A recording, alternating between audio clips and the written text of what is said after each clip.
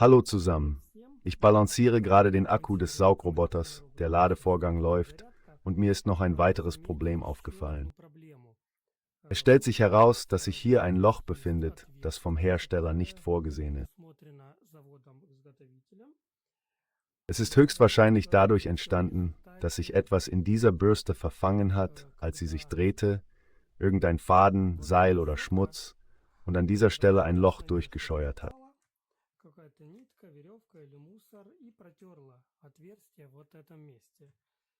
Und aus diesem Grund wird ein Teil der Luft, die eigentlich durch diesen ganzen Bereich angesaugt werden sollte, um den Boden zu reinigen, ein Teil der Luft wird einfach direkt durch dieses Loch aus dem Gehäuse angesaugt. Dadurch sinkt die Saugleistung und der Roboter saugt schlechter.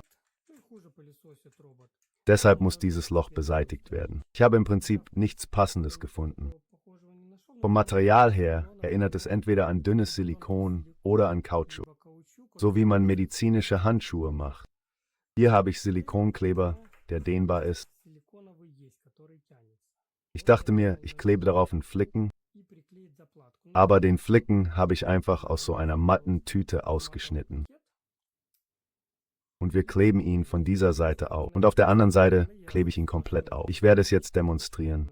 Ich habe die Oberfläche bereits entfettet und abgewischt. Ich weiß nicht, wie gut er daran haften wird, weil die Oberfläche so fettig ist, nicht wirklich zum Kleben geeignet.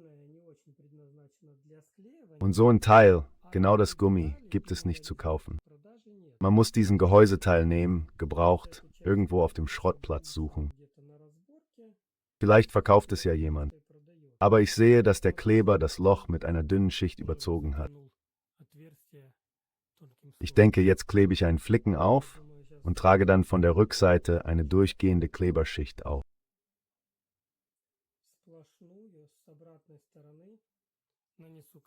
Und es wird mir gelingen, das gesamte Gummi mit Hilfe der Kleberschicht wiederherzustellen. So ist. Warten wir, bis es etwas antrocknet. Er wird klebriger. Und auf den Flicken tragen wir ebenfalls eine Schicht Kleber auf. Und dann kleben wir es an.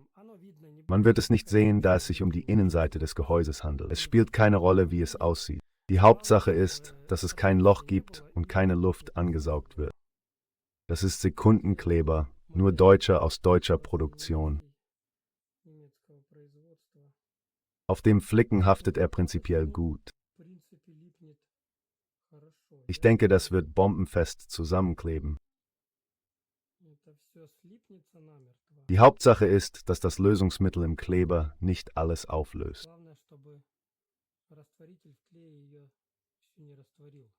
Jetzt müssen wir ein wenig warten, bis der Kleber verdunstet ist. Nicht der Kleber, sondern das Lösungsmittel im Kleber sich aufgelöst hat. Jetzt müssen wir warten, bis das Lösungsmittel im Klebstoff etwas verdunstet ist und er klebriger wird, damit wir es aufkleben und es fixiert wird. Ich denke, es gibt nur einen Versuch, weil es festklebt und sich nicht mehr ablösen lässt.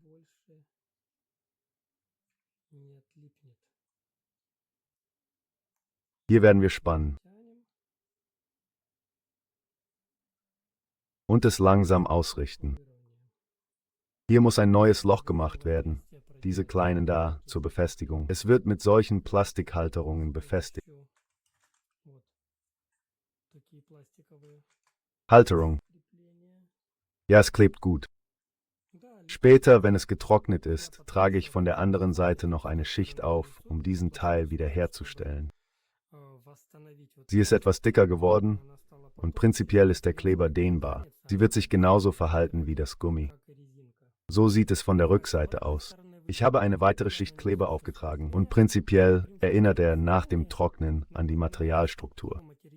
Von diesem hier, aus dem diese Dichtung hergestellt ist. Jetzt muss man warten, bis es vollständig getrocknet ist und dann kann man es einbauen. Ich habe es übrigens auch hier aufgetragen. Es war auch ein wenig abgenutzt und im Prinzip klebt er gut. Man kann dafür ganz normalen Sekundenkleber nehmen und damit dann das Gummiband wiederherstellen. So sieht der getrocknete Kleber aus. Er ist nach dem Trocknen gelblich geworden. Aber im Prinzip ist er mit diesem Gummi verschmolzen.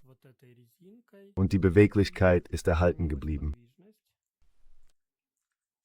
Und Und der Kleber selbst wurde weich und gummiartig, als er trocknete. Siehe da, habe den Flicken selbst ersetzt. Der ganze Kleber hat sich in so einen Monolithen verwandelt. Prinzipiell, denke ich, wird das halten. Das wird schon passen. Es ist ohnehin innen, man sieht's nicht. Hier ist die Rückseite, so sieht sie aus. Das ist die Unterlage und so sieht es aus. Prinzipiell denke ich, kann man es verwenden.